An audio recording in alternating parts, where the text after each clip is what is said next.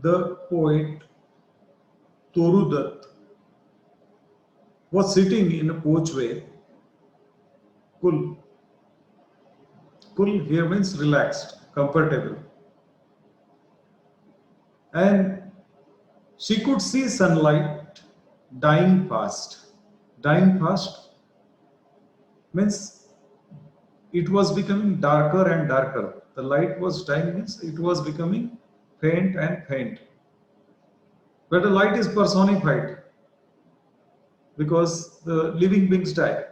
The quality of a living being is attributed to the non-living thing light.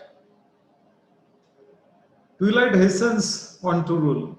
Again, twilight is also personified because human beings hurry. Here the twilight hurries. Working hours have well nigh passed. Working hours almost completed. Working hours have been already over. Working hours at that time had already been over, but she could see shadows running across the land. She could see the shadows running across the land as the sun was about to set. The sunlight from the west side was creating shadows on the east, and the shadows were running across the lands. So working hours had already been over. Twilight was hurrying. Darkness has started to rule. Twilight hastened. Twilight hurried on to rule. And after twilight, it would be the darkness. The working hours had already been over, but at such a time also, Sower lingers still. She saw the sower, a farmer, still hanging around. Old, he was old. Sower is one who sows, the farmer.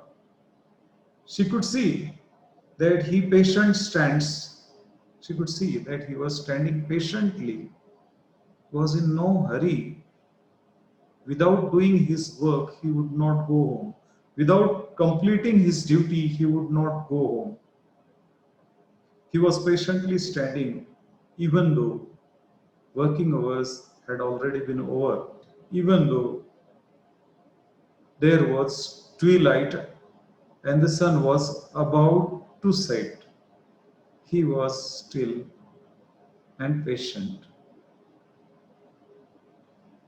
He was in his old dress, wearing rags. Rags, pieces of cloth, worn out clothes. He was in rags. He was old. And he was looking on. I feel thrilled. And the poetess felt thrilled to see an old man wearing rags, worn out clothes, still hanging around in his field, patiently. When she saw this, she was thrilled. I feel a thrill, black and high. His silhouette dominates the furrows deep. Black and high. His silhouette. Silhouette is outline of light. Outline of light that she could see coming from his sides. So he was standing between the sun and the poet. He was working in his field. And so the sunlight was falling on one of his sides, and from other side where the poetess was sitting, she could only see his outline in the light, and one side a bit dark in shadow. Black and high, his silhouette dominates the furrowed steep, and while he was plowing his field, while he was cultivating his field by plowing, his outline was falling on the furrow that was deep inside the ground. Plow, hull, and the plow goes inside the land and tears it, goes inside the land, upper surface of the land, and tears it, cultivates it. So while the furrow, the tooth of the plow has gone deeper inside the land, and he was moving at a time, his outline was falling on the furrow, on the tooth of the plow that had gone deep in the land. His outline was falling on the plow. Now to sow the task is set. Now to sow the task is set. Now his special work, his special task was set, was decided, and that was to sow. That was to put the seeds, beneath the ground, so that they would grow into a crop and you would get a harvest, and the world would get the food. So his task is set.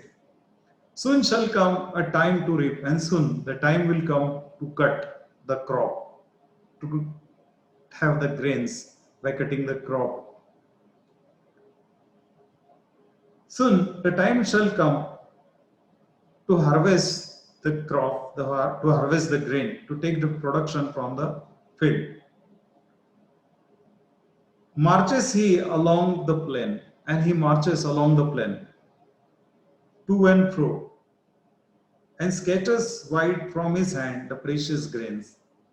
And even at the time of twilight, when the sun was almost about to set, and it was the sun had almost set, the working hours had already been over.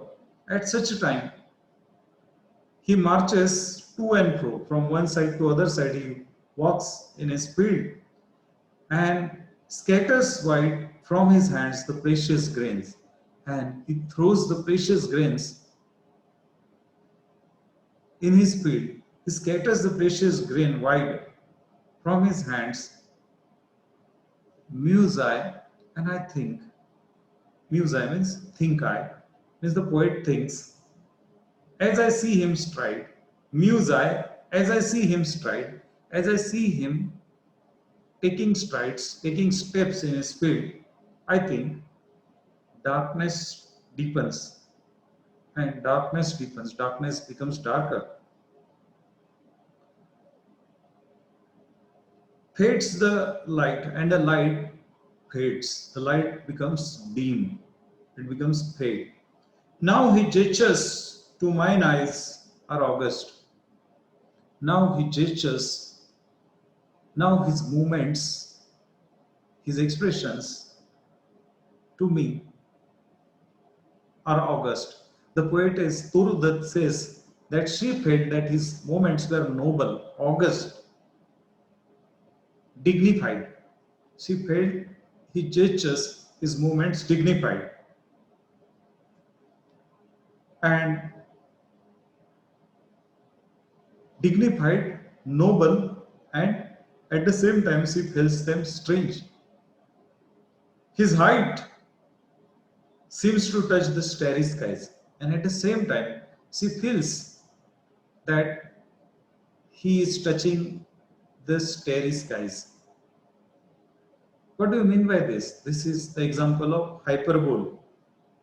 His height is exaggerated. Height does not mean the physical height. Height means his greatness. His greatness touches the starry skies. His greatness touches the starry skies. It means at that moment she feels that he was the greatest. He was the most respected. She feels a very deep respect in her mind for him. She feels that he is the greatest. Let us see the poetic devices used in this poem, students. See, line 1. Sitting in a porchway cool, sunlight, I see it dying fast. This is the example of inversion. I see sunlight dying fast. This is the correct grammatical order. But the poet has used inversion. Sunlight I see dying fast. The usual prose order is broken. Twilight hastens to rule.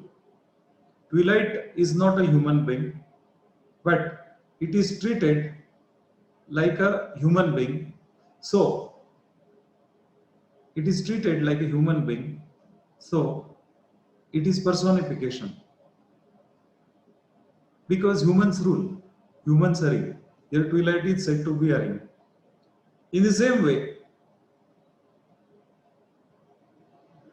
sunlight is dying fast. Sunlight is also personified. Sunlight is dying. Sunlight is personified.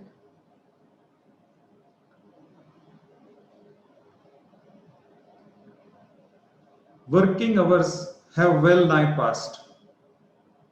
Shadows run across the land. Shadows run. Can shadows run?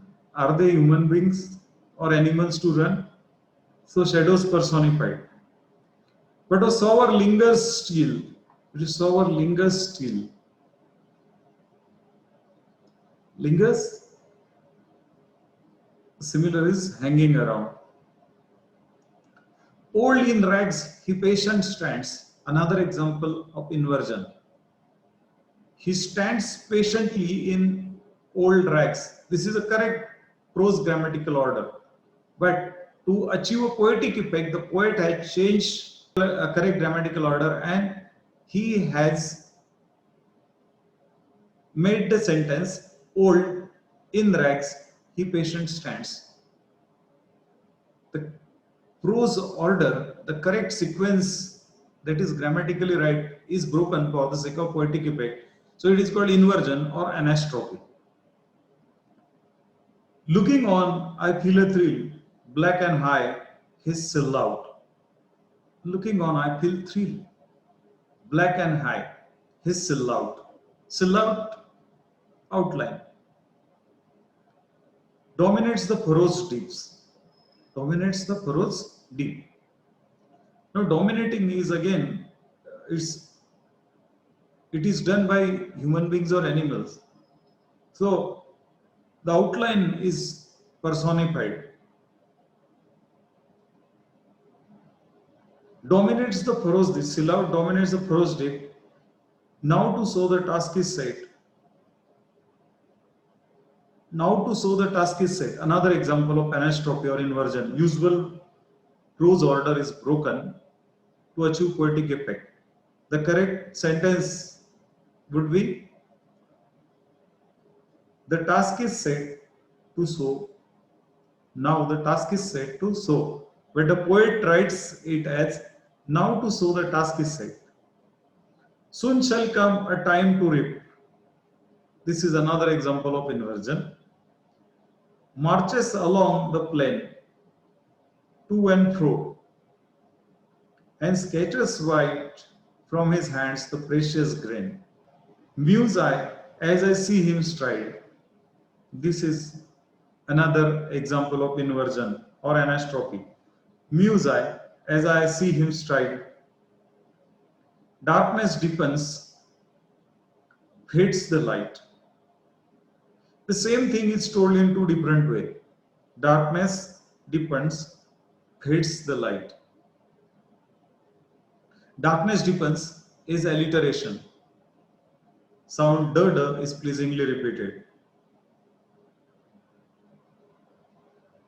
Furthermore, the same kind of meaning is repeated in two different ways. Now he gestures to mine eyes are august and strange. His height seems to touch the starry skies. So last line, his height touches the starry skies is obvious overstatement.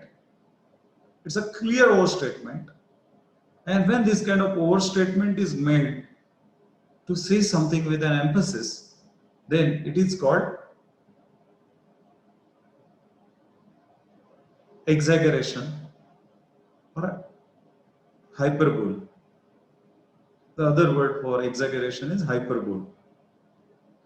So I hope you understood the poem. Thank you very much. Enjoy learning.